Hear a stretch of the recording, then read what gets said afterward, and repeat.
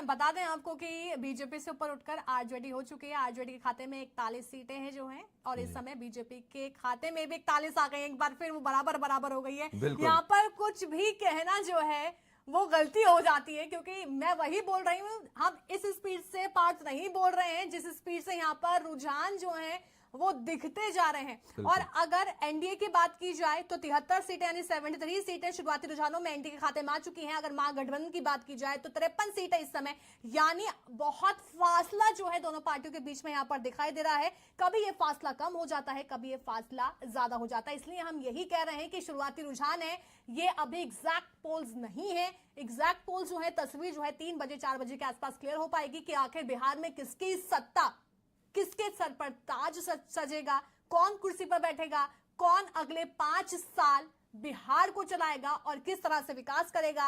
ये सवाल सभी के इस समय दिमाग में घूम रहे हैं, क्योंकि आज मौसम में पार्ट ठंडक तो है, लेकिन सियासी गर्मी जो है वो पूरे देश में देखी जा रही है।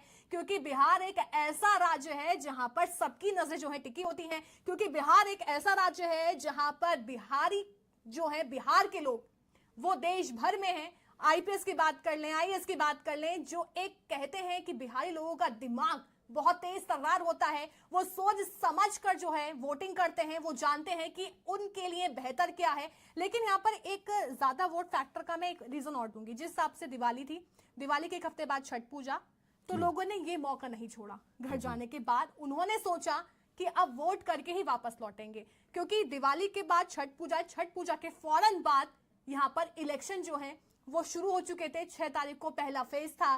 तो फिर जनता के दिमाग में आया कि अगर हम बिहार जा रहे हैं तो क्यों ना वोट देकर वापस आए, क्यों ना अपनी सरकार हम चुनकर वापस आए। तो एक ये भी बड़ा रीजन जो है बिहार इलेक्शन में बम्पर वोटिंग का हो सकता है। जी अलीशा, जैसे कि दिवाली के बाद जब छठ पूजा हुई थी तो उसके बाद मैं दिल्ली में ही कवरेज कर रहा था उस समय पे। हाँ। तो उस समय दिल्ली में इतने भव्य रूप से जो है छठ पूजा मनाई जा रही थी, यमुना को पूरा क्लीन करके।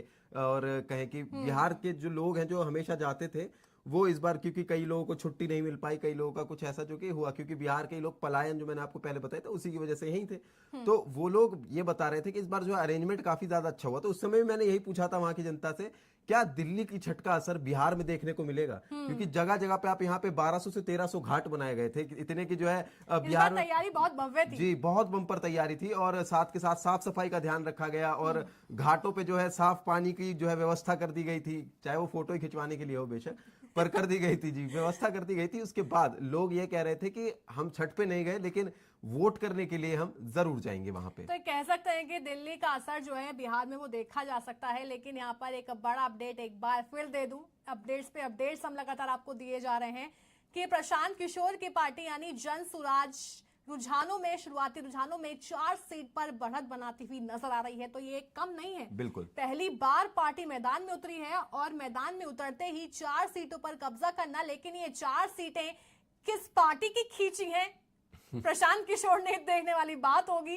क्योंकि यहां पर किसी ना किसी पार्टी को तो नुकसान पक्का होना है। ऐसा तो नहीं है कि किसी पार्टी को नुकसान नहीं होगा। यहां पर जैसे पिछली बार एआईएमआईएम ने महागठबंधन को बहुत नुकसान पहुंचाया था मुस्लिम बाहुल्य इलाकों में, 5 सीटें अपने खाते में की थी। तो ये बहुत बड़ी बात थी, जिससे कि महागठबंधन को काफी नुकसान हुआ था। तो देखना इस बार यही है कि प्रशांत किशोर को कौन बम्पर वोटिंग देते हैं, कौन सा फैक्टर उनके काम आता है, किसको नुकसान होगा। ये पार्ट दिमाग में बहुत सारे सवाल हैं जो समय आने के बाद जो है वो क्लियर होंगे कि आखिर इस बार किसको किसने कितना नुकसान पहुंचाया है। क्योंकि जैसा कि आपने बताया कि बिहार में पार्टियां कम नहीं है, बिल्कुल जो भी पार्टी होती है खाता उसका खुल ही जाता है। जिस तरह से चुनावी प्रचार प्रसार किया जाता है, जिस तरह से वादे किए जाते हैं, हालांकि ये तो सरकार बनने के बाद ही दिखाई देता है कि किस पार्टी ने कितना वादा पूरा किया। क्या तेजस्वी यादव 30-30 हजार रुपए दे पाएंगे? क्या तेजस्वी यादव एक सरकारी नौकरी हर परिवार से एक व्यक्ति को दे पाएंगे? क्या नीतीश कुमार लगातार जैसे 10,000 रुपए ट्रांसफर किए हैं वैसे करते आएंगे? ये तो सरकार बनने के बाद ही क्लियर होगा। वही है, चुनावों के वक्त वादे तो बड़े बड़े किए जाते हैं, लेकिन सरकार बनने के बाद जो है सब गायब हो जाते हैं। तो बिहार में यही देखने वाली बात है। और सबसे बड़े मुद्दे तो आप जैसे कि आपने बताया, भ्रष्टाचार, रोजगार, विकास, पढ़ाई, सबसे बड़ी बात। लेकिन जनसुराज के बारे में मैं ये कहूंगी, जनसुराज पार्टी जो है पहली बार मैदान में उतरी, जिस हिसाब से चुनावी प्रचार प्रसार किया, लेकिन मुद्दे बड़े अलग थे। मुद्दे जो है जमीनी स्तर के मुद्दे थे। अगर आरजेडी की बात की जाए तो उसमें जातिवाद दिखता है, एमवाई फैक्टर। बिल्कुल बिल्कुल। लेकिन प्रशांत किशोर की पार्टी में जातिवाद नहीं और जमीनी स्तर के मुद्दे। उनका ये कहना है अगर आपको विकास चाहिए तो इसके लिए आपको अपने बच्चों को पढ़ाना होगा, शिक्षा देनी होगी।